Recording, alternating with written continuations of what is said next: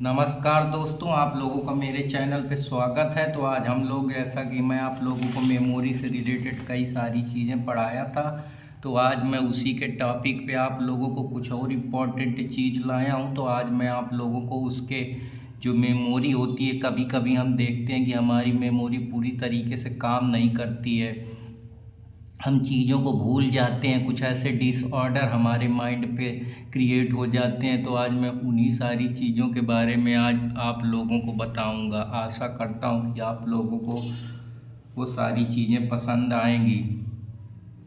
तो आज मैं बात करता हूँ अमनेसिया के बारे में। अमनेसिया एक प्रकार का हमारे माइंड पे एक प्रकार का न्यूरोलॉजिकल डिसऑर्डर है, जहाँ हम किसी चीज़ को, हमारा मस्तिष्क जो हमारा माइंड है वो भूल जाता है। अमनेसिया में कई प्रकार की अमनेसिया होती है, उनके बारे में मैं बात करूँगा, चाहे वो चाइल्डहुड अमनेसिया हो, चाहे ड्रीम अमनेसिया हो, चाहे और भी बहुत प्रकार की चीज़ें हैं, उनके बारे में हम वन बाय वन डील करेंगे। डिसोसिएटिव एमनेसिया हो, तो ये सारी चीज़ों के बारे में मैं आपको वन बाय वन बताऊंगा। तो अब हम लोग पहले चलते हैं चाइल्ड डेवलपमेंट एमनेसिया की तरफ। तो जो चाइल्डहुड एमनेसिया होती है, उसमें ये होता है, ये जो कॉन्सेप्ट है वो एक बहुत ही बड़े साइकोलॉजिकल फिलोसफर या psycho analyst philosopher Sigmund Freud के द्वारा दिया गया है। तो वो ये कहते हैं कि ये पूरी जो थ्योरी है वो रिप्रेशन पे बेस्ड है। उनका मानना है कि जो बच्चे होते हैं चाइल्डहुड में, उनकी मेमोरी रिप्रेशन बनाने के अयोग होती है, क्योंकि वो ऐसा कहते हैं कि जो चीज़ें वो एसोसिएट करते हैं उनको फॉरबिडन करा जाता है। जैसे कि उनके कुछ एग्रेसिव अर्ज होते हैं, लेकिन उनको सोसाइटी में बताया जाता है कि तुम ये एग्रेसिव अर्ज नहीं कर सकते हो। या जैसे कहा जाता है कि अब वो किसी पर बहुत गुस्सा हो जाते हैं तो चाइल्ड अब्यूज करने लगते हैं, लेकिन चाइल्ड अब्यूज को गलत माना जाता है। तो इस वजह से बच्चा उस चीज़ को अपने मस्तिष्क पे ही धीरे धीरे भुला देता है, या उसको धीरे धीरे भूल जाता है। चाहे वो सेक्सुअल एराउजल हो, ऐसा बताया जाता है कि छोटे में ये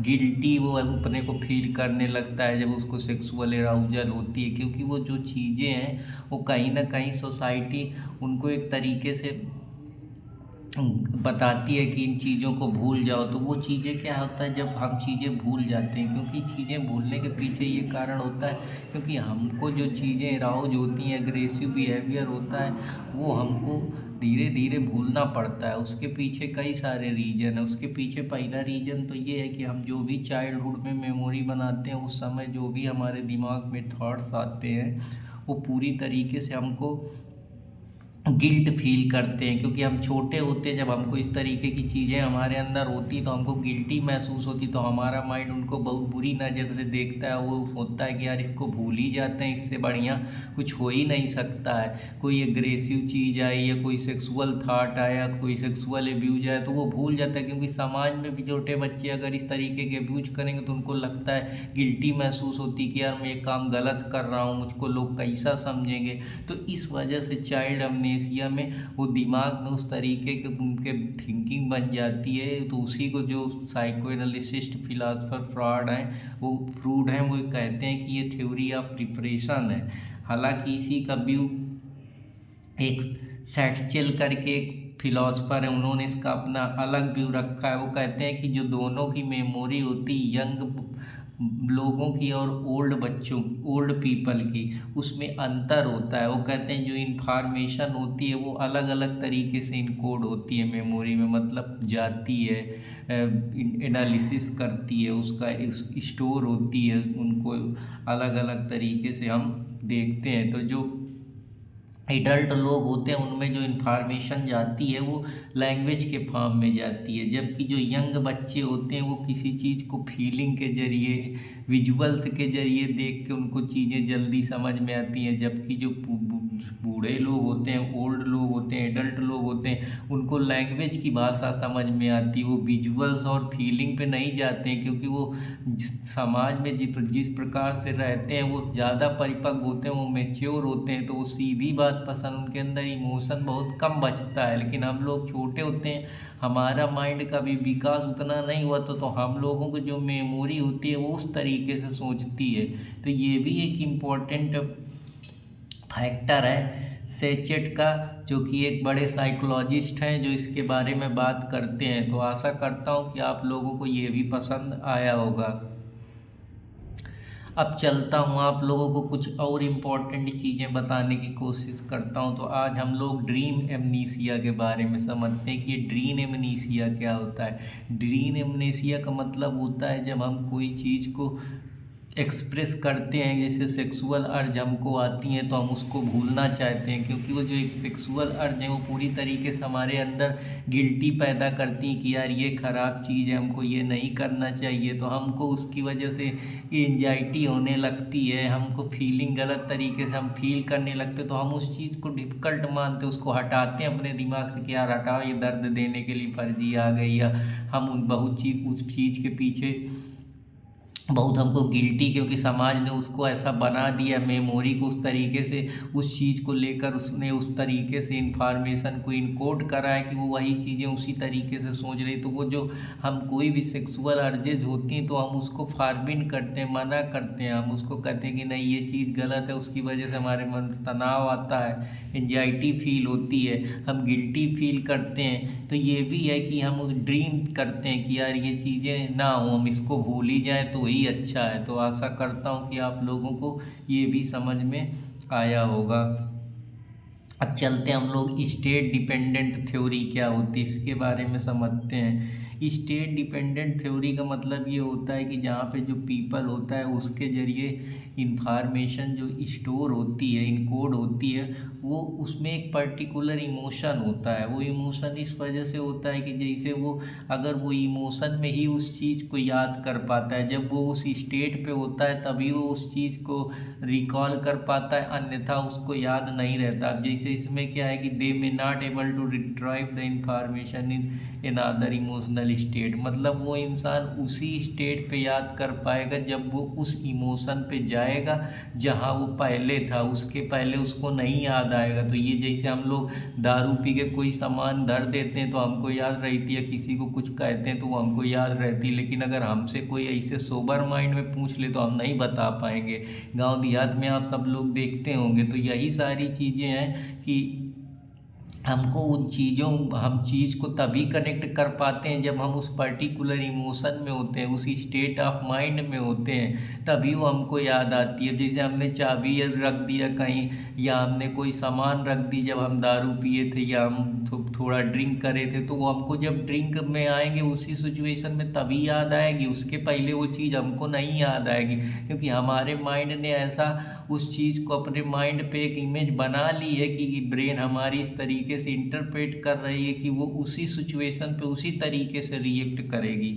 तो ये स्टेट डिपेंडेंट थ्योरी है। जैसे हम अल्कोहल के इन्फ्लुएंस में कोई बोतल छुपा देते हैं तो हम उस बोतल को तभी दोबारा से ढूंढ पाएंगे या रिमेंबर कर पाएंगे जब हम फिर से दोबारा अल्कोहल के इन्फ्लुएंस में होंगे। अगर हम सोबर हो गए तो हम वो चीज़ भूल जाएंगे, हमको याद नहीं रहेगी कि हमने कहाँ अल्कोहल की बोतल छुपाई है और क्या करा है। तो ये सारी चीज़ें हैं। तो आशा करता हूँ कि आप लोगों को ये भी पसंद आएंगी। मोटिवेशन मार्केटिंग क्या होता है? मोटिवेशन का मतलब हमारे अंदर एक जिज्ञासा, एक मोटिवेशन आता है, एक इनर डिजायर आती है, बिलीफ आता है कि यार हम इस चीज़ को भूल ही जाएं, क्योंकि वो हमारे शरीर को दर्द देती है, हमको परेशान करती है, हमारे अंदर तनाव पैदा करती है। जैसे कोई ख़राब चीज़ हमारे साथ हो, या किसी से लड़ाई हो जाए, कोई हमको गाली दे दे, या हम किसी को बुला भरा कर दें, तो हम उसको अपने दिमाग से हटाने का ही सोचते हैं, क्योंकि हम जानते हैं अगर उसको हम हटाएंगे नहीं तो हम बार बार वही सोचेंगे, तो हमको अपने अंदर गिल्ट फील होगा। तो उस गिल्ट को कम करने के लिए हमारी मेमोरी उसको अनकॉन्शियस में डाल देती है। तो वही थ्योरी सिग्मंड फ्रॉइड की जो रिप्रेशन की थ्योरी है कि हम प्लीजेंट चीज़ों को याद करना पसंद करते हैं, जैसे कहाँ घूमे, कौन सा दोस्त हमारा बढ़िया था, किसके साथ नाचे, किसके साथ गाए, कहाँ मौज मस्ती करे, कहाँ दोस्तों के साथ खेले, कहाँ पार्टी करे, कहाँ इंजॉय करे। अब ये नहीं, अब वो चीज़ों को हम भूल जाएंगे जो हमने किसी को कहीं गाली दी हो, किसी को मारा होगा, या किसी के खिलाफ कोई कुकर्म करा होगा, तो वो चीज़ें हम नहीं याद रखेंगे, क्योंकि या कोई हमारे दोस्त को कहीं एक्सीडेंट हो गया, या कोई अनहोनी हो गई, या घर में कोई प्रॉब्लम हो गई, तो हम उन चीज़ों को अपने दिमाग में नहीं लाएंगे, क्योंकि वो हमको कहीं ना कहीं हमको अनप्लीजेंट सिचुएशन नहीं पसंद है हमारे माइंड को। हम जो प्लीजर पेन वाला कॉन्सेप्ट है, हेडोनिज्म, उसी पे विश्वास करते हैं। जो हेडोनिज्म की थ्योरी है कि मनुष्य को वही काम पसंद आता है जिसमें प्लीजर हो, पेन को नहीं पसंद करता। तो वही थ्योरी हम सेम साइकोलॉजिकली में हम रिप्रेशन मोटिवेशन थ्योरी की बात कर रहे हैं। मोटिवेशन टारगेटिंग के नाम से इस थ्योरी को जानते हैं कि हम लोग अच्छी चीज़ों को ही याद करते हैं, बुरी चीज़ें, बुरे सपने, बुरे जो हमारे दिन है, बुरी जो हमारी सर्कमस्टेंसेस सिचुएशन, हम उनको सोच के दोबारा से अपने दिमाग को दर्द नहीं देना चाहते हैं। तो बस वो ये थ्योरी वही कहती है। तो आशा करता हूँ कि आप लोगों को ये भी पसंद आया होगा।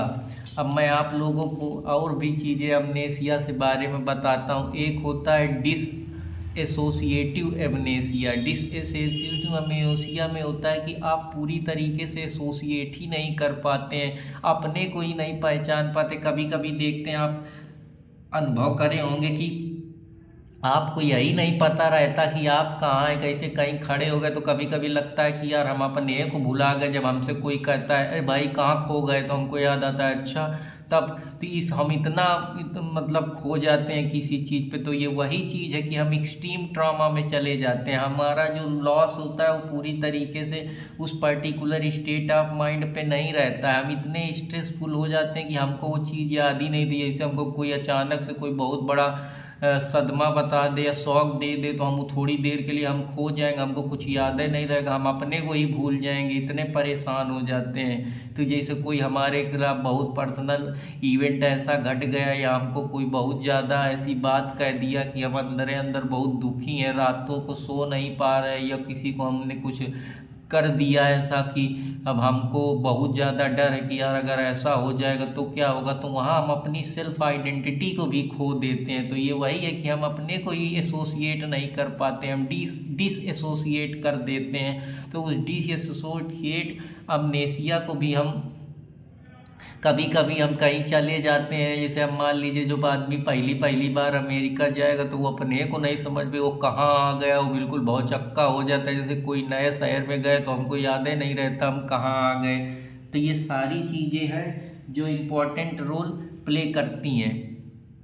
इसी को हम लोग डिसएसोसिएटिव एमनेसिया बोलते हैं कि हम लोग अपने को नहीं याद कर पा रहे हैं। घर में कभी कभी हम लोग इतने अकेले हो जाते हैं कि कोई अचानक से आता है तो हमको पता ही नहीं चला कौन आया कौन आया। हम इतना खो जाते हैं, इतना हम ड्रामा में चले जाते हैं, इतना हम एक्सट्रीम सिचुएशन में हो जाते हैं। तो ये सारी चीज़ें डिसएसोसिएटिव एमनेसिया के अंदर आती। फिर एक होता है डिफेंसिव एमनेसिया। डिफेंसिव एमनेसिया का मतलब होता है जहाँ हमारे मेमोरी में थोड़ी देर के लिए गैप होता रहता है कि हम लोग ये प्रोटेक्ट कर पाते हैं कि अपने को प्रोटेक्ट करें, लेकिन हमको ये भी रहता है कि कभी कभी ऐसे इंटॉलरेबल लाइफ सिचुएशन आ जाते हैं जिनको हम इंटॉलरेट नहीं कर पाते हैं। जैसे हमारा बॉस एम्प्लॉय से झगड़ा हो गया या सोशल मीडिया में हमारी ट्रोलिंग हो गई।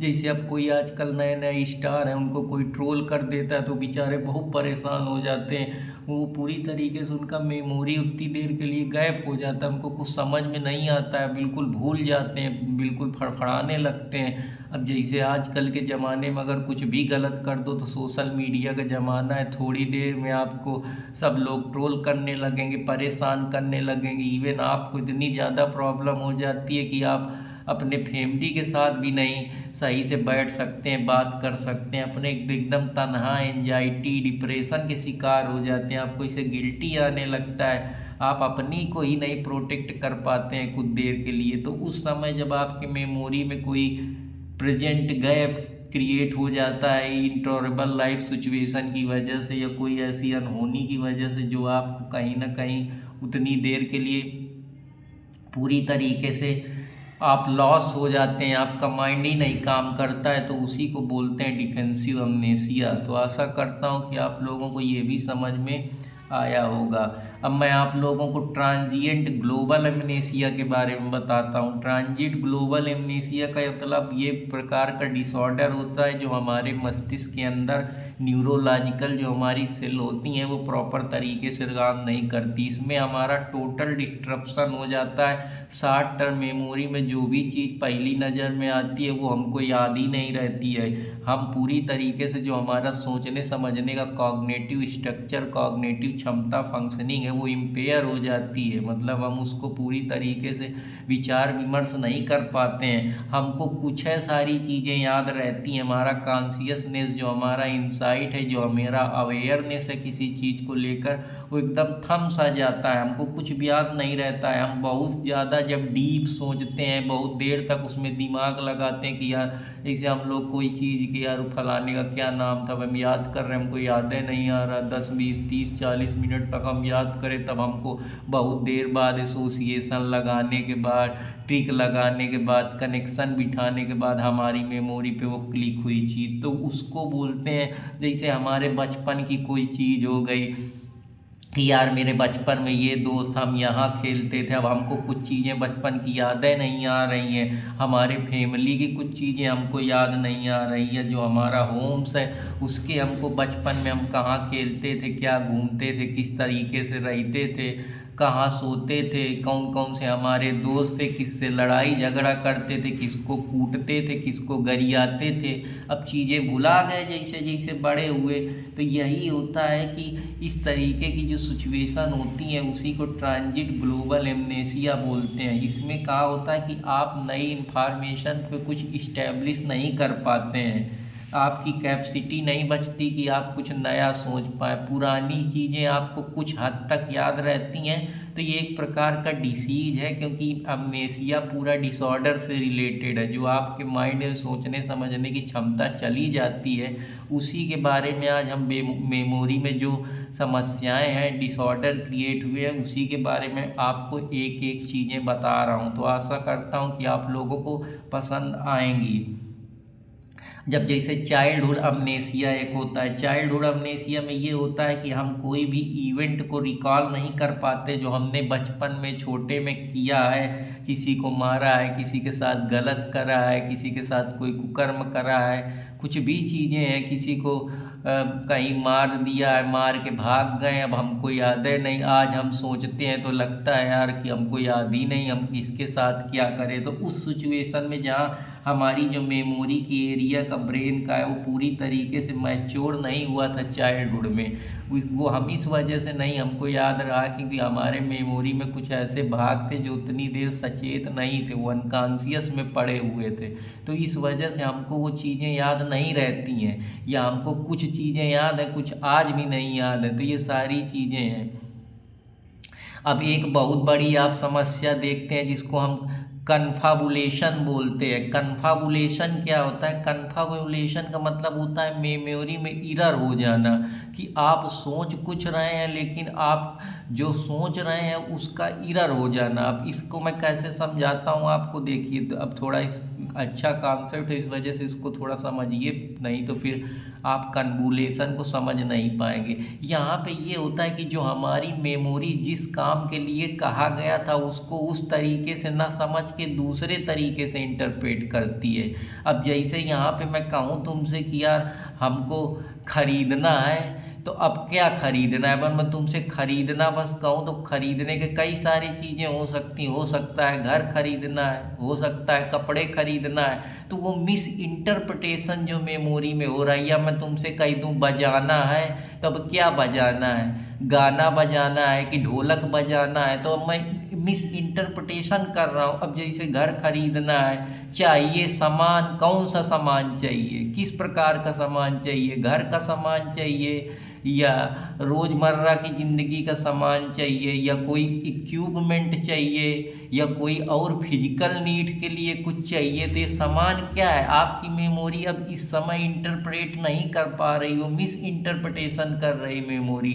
जिस काम को जिस तरीके से सोचना चाहिए उस तरीके से ना सोच के जब आपके मेमोरी में इस तरीके का आ जाए कि जो चीज़ कह रहे हैं वो ना कह के वो उसका कोई दूसरा अर्थ देने लगे, कन्फ्यूजन वाली जब स्टेट आ जाए, किसी टाइम को लेकर, किसी सीक्वेंस को लेकर, कोई ड्यूरेशन को लेकर, तब हम उसको बोलते हैं कि हमारे माइंड में कन्फ्यूलेशन हो गया है, जिसको हम जहाँ पे हम पूरी तरीके से फॉल्स इंफॉर्मेशन को रिकॉल करते हैं। लेकिन इसमें एक चीज़ होती है कि हमको इंटेंशन नहीं होती कि हम जानबूझ के चूतिया बना रहे हैं, वो ऐसी प्राकृतिक नेचुरल कारण की वजह से होती है कि हमारी माइंड मिस इंटरप्रेट करने लगती है, उस चीज़ को उस लहजे में नहीं समझती है जिस लहजे में हम समझाना चाहते हैं। हमारी कोई इंटेंशन अपने नहीं कि हम ऐसे बना के कोई इंटेंशन के जरिए कर रहे हो कि नहीं, तो वो फिर नई चीज़ आती। तो एक प्रकार का न्यूरोलॉजिकल डिसफंक्शन हो जाता है माइंड का, जो जहाँ पे हम इसको टेम्पोरलिटी थ्योरी के अगर हिसाब से देखें तो टेम्पोरलिटी थ्योरी ये कहती है कि जहाँ इंडिविजुअल यही नहीं पहचान पाता है कि वो जो प्रॉपरली किस प्लेस पे है या उसको समझ ही नहीं पाता है, तो ये सारी चीज़ें हैं जो इन पे इम्पोर्टेंट रोल प्ले करती हैं। तो ये सब चीज़ें आप लोगों को काफ़ी एडवांस लेवल की हैं, ये जल्दी कहीं मिलेगी नहीं। हालांकि मैं आप लोगों को धीरे धीरे हर चीज़ बता रहा हूँ कि इस तरीके से भी होता है कि इंडिविजुअल को यही नहीं पता है कि वो कौन सा इवेंट था, प्रॉपरली याद ही नहीं कर पा रहा है, मिस इंटरप्रेट हो रहा है उसकी मेमोरी से। तो ये सारी चीज़ें इसके अंदर आती हैं। फिर एक होता है कर्साऑफ सिंड्रोम। कर्साऑफ सिंड्रोम एक तरीके का सेंट्रल नर्वस सिस्टम जो हमारी तंत्रिका है उसमें एक डिसऑर्डर क्रिएट हो जाता है। ये जो डिसऑर्डर है ये थायमीन की कमी के कारण होता है, क्योंकि जिसमें हमारे माइंड को, ब्रेन को विटामिन B1 की कमी हो जाती है, जिसकी वजह से हम अगर ज़्यादा एक्सेस अल्कोहल लेने लगते हैं तो भी ये प्रॉब्लम क्रिएट हो जाती है। या प्रॉब्लम माल न्यूट्रिशन की वजह से हो जाती है कि प्रॉपर विटामिन हमारे माइंड को नहीं मिल पाते हैं, जिसकी वजह से उसकी सोचने समझने की क्षमता में इम्पैक्ट पड़ता है। तो ये जो नाम दिया गया था, ये एक रशियन साइकोलॉजिस्ट है सर्जियो कोर्सॉफ, 19वीं सेंचुरी में उन्होंने इस सिंड्रोम के बारे में बताया था। तो इस सिंड्रोम में इसके जो सबसे पहले लक्षण यही होते हैं कि इसमें जो इवेंट को लेकर आपको कोई याद नहीं रहता कि कोई तिथि है, कोई इवेंट है, वहाँ आपकी मेमोरी का पूरी तरीके से लॉस हो जाता है। जो आपको पूरी तरीके से आपकी मेमोरी पे लॉस दिखने लगता है, उसकी वजह से जो कोई इंटरेस्टेड थिंग्स है जो आपको याद रहनी चाहिए वो भूल जाते हैं, आपको पता ही नहीं रहता बहुत आपके इंटरेस्ट में है, लेकिन जब आप उसको याद करने का कोशिश करते हैं तो याद ही नहीं आता। अब जैसे कोई बहुत अच्छी चीज़ है जो आपको बहुत क्यूरियस करती है, मैथ से रिलेटेड कुछ चीज़ याद रखनी है, खेल से रिलेटेड याद रखनी है, या कोई गाना आपका बहुत बढ़िया है, आप उस समय की यार मैं गाना मैं सुनाऊंगा, आप बहुत बढ़िया सिंगर, अब आपको याद ही नहीं आ रहा। तो ये कोर्सॉफ सिंड्रोम की वजह से है कि जहाँ पे जो आपके न्यूरॉन सेल हैं जो एक प्रकार से ट्रांसमीटर का काम करते हैं, सिग्नल्स देते हैं, इनपुट जनरेट करते हैं, जिसकी वजह से आपकी मेमोरी पे इमेज क्रिएट बनती है। तो वो सारी चीज़ें जो हैं, जो न्यूरॉन सेल हैं जो आपके कॉग्निटिव फैसिलिटी को चलाए रख रहे हैं, उसको सचेत करें, उसके अंदर अटेंशन और सेंसेशन पैदा कर रहे हैं, उसकी वजह से अगर उसमें लॉस क्रिएट हो जाता है, न्यूरोनल लॉस, या आपकी सेल डैमेज हो जाती है जो पूरे ब्रेन के स्ट्रक्चर को, ब्रेन के एनाटॉमी को सचेत करे हुए, प्रॉपर फंक्शनिंग को बनाए रखे हुए, अगर उसी में कोई प्रॉब्लम क्रिएट हो जाती है, या कोई आपका जो न्यूक्लियाई है थैलेमस का जो एक मेमोरी का परसेप्शन बनाता है, वो इंटीरियर में अगर उसमें कोई दिक्कत हो जाती है तो उसकी वजह से भी ये समस्याएं क्रिएट हो जाती हैं, जिसको हम कोर्सॉफ सिंड्रोम के नाम से जानते हैं। फिर एक इसमें ट्रॉमेटिक अमनेसिया होता है। ट्रॉमेटिक अमनेसिया का मतलब होता है कि आपके मेमोरी का लॉस हो जाना, जहां आप को किसी ने बचपन में कोई ब्लो मार दिया था, खोपड़ी में मार दिया था, जिसकी वजह से आपको कुछ याद नहीं। तो ये जनरली जो हम एक्सीडेंट की वजह से प्रॉब्लम हो जाती है, जहाँ पे हमारे कॉन्शियसनेस का कुछ भाग लॉस हो जाता है, जिसकी वजह से हम कोमा में चले जाते हैं, और हमको अगर इंजरी ज़्यादा सीरियस हो जाती है तो इसकी वजह से भी प्रॉब्लम होने लगती है। अब हाइपरस्ट्रिकल अमनेसिया क्या होता है? हाइपस्टेरिकल अमनेसिया में ये होता है कि पेशेंट को अपने पास्ट के बारे में कुछ याद नहीं रहता, वो लाख कोशिश करे लेकिन उसको कुछ याद नहीं आएगा। इवन उसको अपनी आइडेंटिटी भी कभी कभी मैं कौन हूँ, कहाँ से आया, कुछ नहीं, बस बैठा हंस ही बस करेगा। वेकअप नॉट, जब वो वेकअप होगा तो not any sense who they are, उसको यही नहीं पता कि वो कौन है। इतना मतलब जब उठता है तो वो अपने को भूल जाता है। अगर वो मिरर में देखता है तो भी नहीं रिकॉग्नाइज कर पाता कि मैं यही हूँ। इतना उसके न्यूरॉन सेल डाउन हो जाते हैं, मेमोरी का लॉस इतना हो जाता है, या उसका कॉग्निटिव सेंसेस कैपेबिलिटी इतनी कम हो जाती है कि वो अपने को ही नहीं समझ पाता है कि उसको छोटी छोटी चीज़ें बेकार लगती हैं। इवन अगर कोई डिटेल किसी वैलेट का है, ड्राइवरी लाइसेंस है, कोई क्रेडिट कार्ड है, तो भी उसको बेकार लगता है। मतलब उसको कुछ उदय कपार नहीं है, बस वो एक डिब्बा है, बस उसको ऐसे कहीं के आदमी का जामा पहना दिया गया, उस दिमाग से उसका कुछ लेना देना नहीं है। तो वही सारी चीज़ें, तो ये उसको कोई ऐसी बहुत घातक कोई इवेंट या कोई ऐसी कैजुअल या कैलामिटी सिचुएशन नहीं जो उसको इतना ट्रिगर कर देती है कि वो आदमी पुरानी जो परिस्थितियां हैं उनसे निकल ही नहीं पा रहा, इतना पीड़ित हो गया, इतना परेशान हो गया कि वो उन्हीं में खोया हुआ है। जैसे वही है ना कि जैसे मीरा है तो वो श्री कृष्ण के लिए पागल हो जाती थी, फिर उनको कुछ यादें नहीं रहता था वो कहाँ नाच रही है, कहाँ गा रही हैं, कि मेरा तो कोई नहीं, मेरा तो पति गिरधर गोपाल। तो वही कहानी यहाँ पे कि मतलब आप, लेकिन वहाँ क्या है, वो प्रेम में खोई है। यहाँ आप दुख सैडनेस में इतना परेशान, जैसे आजकल के गर्लफ्रेंड चली जाती तो बहुत सारे बिल्कुल देवदास बन जाते हैं, परेशान, उनको कुछ यादें नहीं यार, आप पागल हैं बिल्कुल, अरे यार ये क्या हो गया, पढ़ाई लिखाई सब त्याग देते हैं। तो ये इस तरीके की सिचुएशन, इसको हम हाइस्टेरियल अमनेसिया के नाम से जानते हैं। तो आशा करता हूँ कि आप लोगों को ये भी समझ में आया होगा। अब मैं आप लोगों को सोर्स एमनेसिया के बारे में बताता हूँ। सोर्स एमनेसिया वो होता है जहाँ पर्सन रिमेंबर कुछ इन्फॉर्मेशन कर पाता है, कि जैसे मेरी पढ़ाई से रिलेटेड इन्फॉर्मेशन की यार सीआरपीसी के सेक्शन में ये दिया है, आईपीसी में ये दिया है, कॉन्ट्रैक्ट में यहाँ पे ये दिया है, लेकिन मैं पूरी तरीके से ये नहीं अंदाज़ा लगा पा रहा हूँ कि ये सेक्शन किस उसका है। मुझको ये नहीं पता कि how and where the things get from, information कहाँ से मिल रही है। बस ये पता है कि सेक्शन 25 में ये दिया है, लेकिन अब मैं ये नहीं सोच पा रहा हूँ कि ये किसका सेक्शन 25 है। तो जब इस तरीके की सिचुएशन होती है कि हमको कोई इन्फॉर्मेशन तो पता है, जैसे मुझे पता है कि यार ये खाना बनाने वाला गैस है, लेकिन अब मुझको इस गैस के पीछे का ये नहीं पता कि ये कहाँ से आई, कैसे आई, कौन दिया। तो ये बस मुझको इतना याद है कि उस पर्टिकुलर उसकी आइडेंटिटी क्या है, लेकिन उसके पीछे का जो पूरा प्रोसेस है वो हमको नहीं याद आ रहा था। तो इस प्रकार की सिचुएशन को हम जनरली सोर्स अमनेसिया, कि उसका सोर्स क्या है, उस सोर्स को ही हम नहीं याद कर पा रहे हैं, हमारे माइंड में लॉस हो गया है। तो इस तरीके की सिचुएशन भी हमारे माइंड के विकार में आती हैं। तो मैं आशा करता हूँ कि आप लोगों को ये भी समझ में आएंगी। अब मैं आप लोगों को और भी चीज़ें बताता हूँ। एक होती है प्रासोपैमनेसिया। प्रासोपैमनेसिया का मतलब होता है जहाँ आप इतना मतलब सब कुछ आँखी देने के बावजूद, चेहरा देने के बाद, बढ़िया सुंदर सब सुशील आदमी होने के बावजूद, अगर आप किसी दूसरे आदमी के चेहरे को नहीं पढ़ पा रहे हैं, नहीं रिकॉग्नाइज कर पा रहे हैं, तो ऐसी सिचुएशन को प्रासोपैमनेसिया बोलते हैं। तो आशा करता हूँ कि आप लोगों को ये भी पसंद आया। ये तो रहा कि कौन कौन सी अमनेसिया होती हैं, प्रासो अमनेसिया, सोर्स अमनेसिया, थीमेटिक और ग्लोबल जो मैं आप लोगों को बताया, ट्रांजिट, चाइल्डहुड अमनेसिया, कोर्सॉफ सिंड्रोम, ट्रॉमोटिक अमनेसिया, हाइपरस्टेसिया, कन्फ्यूबुलेशन, ये तो मैं सारी चीज़ें बता दिया।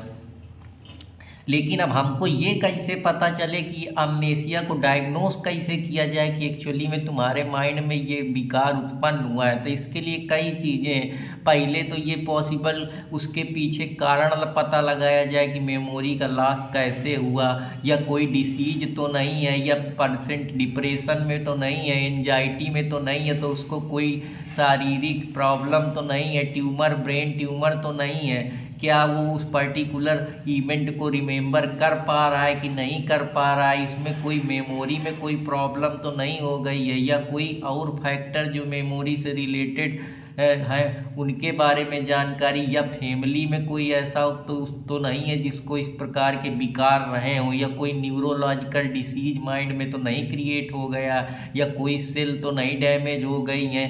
ये सारी चीज़ों के जरिए हम उसको पता लगा पाएंगे कि एक्चुअली उस इंसान को एमनेसिया है भी या नहीं है, या पेशेंट कितना अल्कोहल पीता है, या कोई इलीगल सब्सटेंस तो नहीं लेता है जो माइंड को डायरेक्टली इनडायरेक्टली खतरा पहुंचाते हैं। कोई ड्रग्स हो गया, कोई कोकीन हो गया, कोई मरीजुना हो गया, ये सारी चीज़ें, या कभी कोई इंजरी तो नहीं रही, हेड में इंजरी हुई हो, या कोई सर्जरी हो, या किसी ने कोई स्ट्रोक मारा हो, तो उसी के जरिए तो हम ये पता लगा पाएंगे कि एक्चुअली पेशेंट को प्रॉब्लम क्या है, उसके पीछे डायग्नोस कैसे पता लगाया जाए कि उसकी मेमोरी का लॉस हो गया। तो यही कुछ कारण है। पेशेंट की हिस्ट्री कैसी है, वो कभी डिप्रेशन में इससे पहले तो नहीं रहा, कभी इतना परेशान तो नहीं हुआ, इतना तनाव तो नहीं लिया उसने जीवन में, पेशेंट को कोई कैंसर तो नहीं है। फिजिकल असेसमेंट में कि पूरी तरीके से जो उसको जजमेंट बना पा रहा है, कोई इवेंट को लेकर प्रॉपर सोच पा रहा है, कोई चीज़ बताई जा रही है तो उसका रिफ्लेक्स बेहतर है या नहीं है, बैलेंस क्रिएट कर पा रहा है किसी पर्टिकुलर इशू पे कि नहीं, कोई अदर एस्पेक्ट ब्रेन का जो कोई तो डैमेज नहीं है, या पेशेंट को चेक करके पता लगाएं कि वो जजमेंट बना पा रहा है, अब उसकी memory short term long term memory बेहतर काम कर पा रही या नहीं काम कर पा रही, या डॉक्टर एमआरआई मशीन के जरिए मैग्नेटिक रिनोसेंस इमेजिन जो मशीन होती है एमआरआई जिसको बोलते हैं, कहीं उसके माइंड में कोई ब्रेन ट्यूमर वगैरह तो नहीं है, या सीटी के जरिए कंप्यूटराइज टोमोग्राफी के जरिए या ब्लड के जरिए कि कोई उसको कोई एलर्जी तो नहीं है, कोई इन्फेक्शन तो नहीं है, कोई न्यूट्रिशन डिफिशियंसी तो नहीं है जो ब्रेन तक नहीं पहुंच पा रहा है, जिसकी वजह से ब्रेन को रस नहीं मिल पा रहा,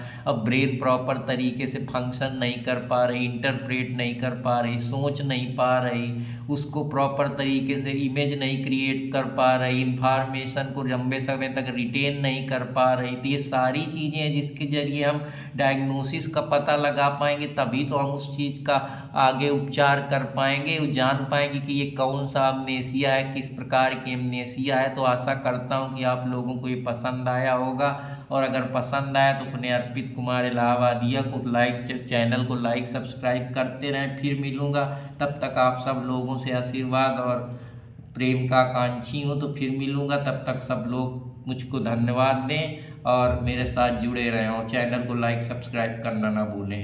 धन्यवाद। जय हिंद, जय भारत।